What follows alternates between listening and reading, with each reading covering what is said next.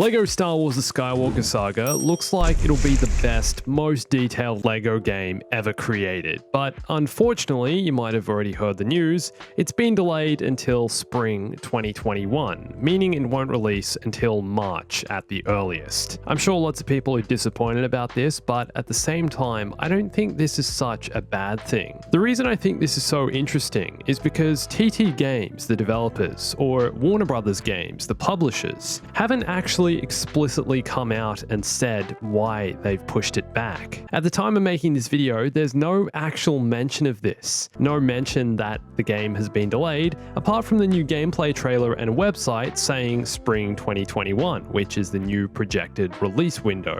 Even in the press release that came out with the new trailer, there was no mention of the delay, no reference to it anywhere. But I think it's almost as if they've just accepted people will understand why things have been delayed with everything going on at the moment, and because of the scope and scale of this game, people will understand. For a game like this, such a large-scale game on this type of scale, I think we're more than happy to wait until they get it right and have the time to make it as good as it can be. Don't want any droid malfunctions happening while we're playing this. But that said, I'd still like to take a closer look at why it's been delayed and also go over some of the DLC character packs that were just announced. There's going to be some additional content you can unlock a specific way that adds characters and vehicles from outside the Skywalker saga to the game. I'll talk about that in a bit. Hey everyone, it's Andrew. 2020 doesn't seem like it's going to quit, does it? I think there's still been a lot of positives to take out of this year, and I really don't think LEGO Star Wars' delay should be seen as another negative.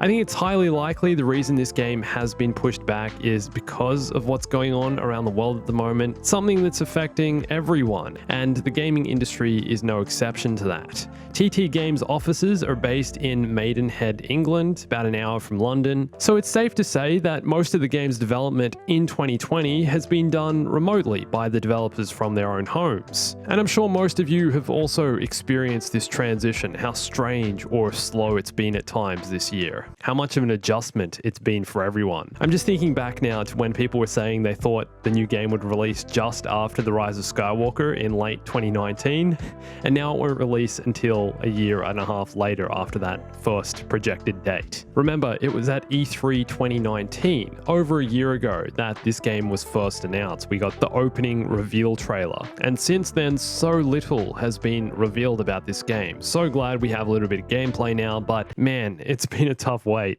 But like I said, this isn't such a bad thing. If anything, the extra time is going to help the developers refine the game and make it a much more polished product by the time of launch. And LEGO Star Wars is just one of several large titles to be delayed because of what's going on in the world at the moment. The Last of Us 2 was delayed earlier this year. That's now been released. Marvel's Avengers was supposed to release back in May, but isn't dropping until September 4th. Cyberpunk 2077, one of 2020's most hyped games, something so many people have been looking forward to for ages.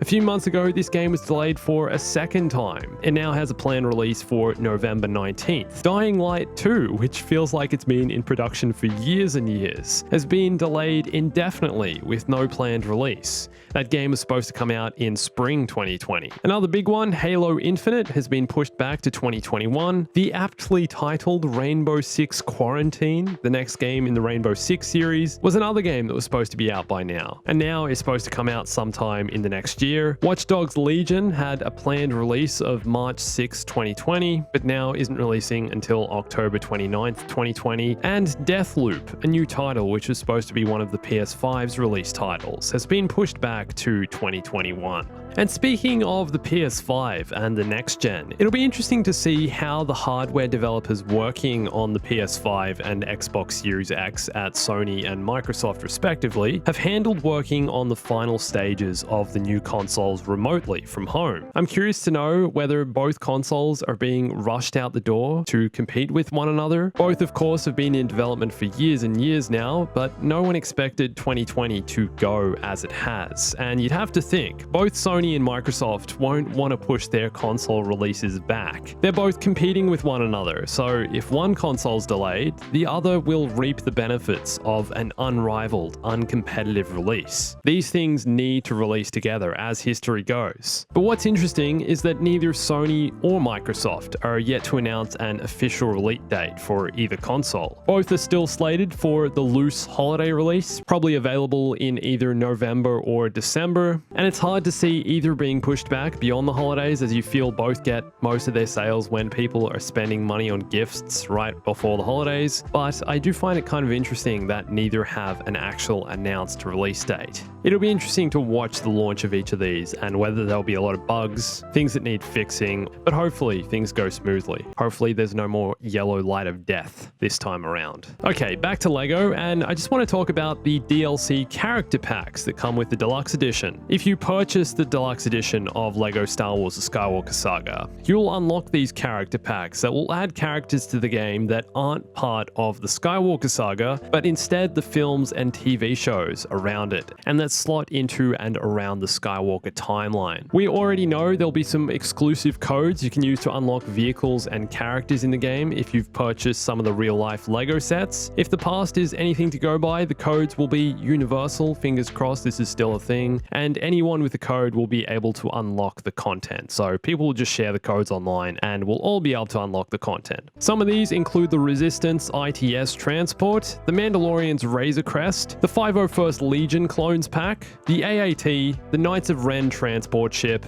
Anakin's Jedi Interceptor, General Grievous's Starfighter, and the AT-AT. All these packs come with codes you can use to unlock vehicles and characters in the game. But the Deluxe Edition DLC character packs feature more characters than what's already been announced. There are 6 of these DLC packs in total. One is inspired by the Mandalorian, so could include the Mando himself, Baby Yoda, IG-11, and any of the other characters from Season 1 or 2. There's a pack inspired by Rogue One, a Star Wars story, so hopefully this will include Jyn Erso, Director Krennic, Cassian Andor, and K2SO. A pack inspired by Solo, a Star Wars story, so maybe with these we'll get LEGO variants of Han Solo, Chewie, Kira, based on their appearances in this movie, and also a pack for Star Wars: The Bad Batch, the new animated series coming to Disney Plus next year. This is supposed to be a sequel to the Clone Wars, set between Revenge of the Sith and A New Hope. So far, these that I've mentioned are the confirmed character packs, but I'm also going to go ahead and assume there'll be a Clone Wars themed character pack, just based on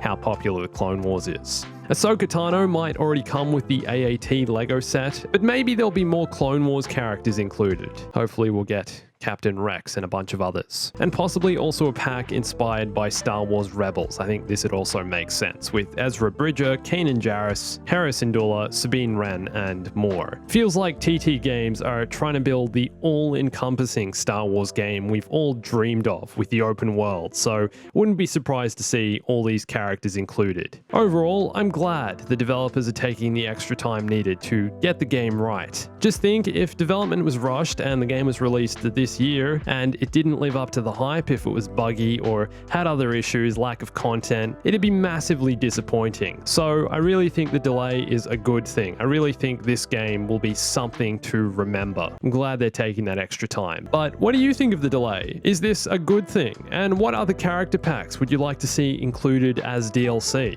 Let me know in the comments. And just the other day, I made a video with 50 details and Easter eggs you might have missed in the new LEGO Star Wars trailer in the gameplay. It's a crazy detailed game full of stuff you might not have seen, so if you want to watch that video, you can find it here. And follow me on Instagram, Twitter, and join my Discord to stay up to date with LEGO Star Wars when new announcements get dropped. I'll be posting stuff on there pretty much immediately, so come follow me on those, and thanks for watching this. My name's Andrew, I'll catch you soon. Stay bombastic.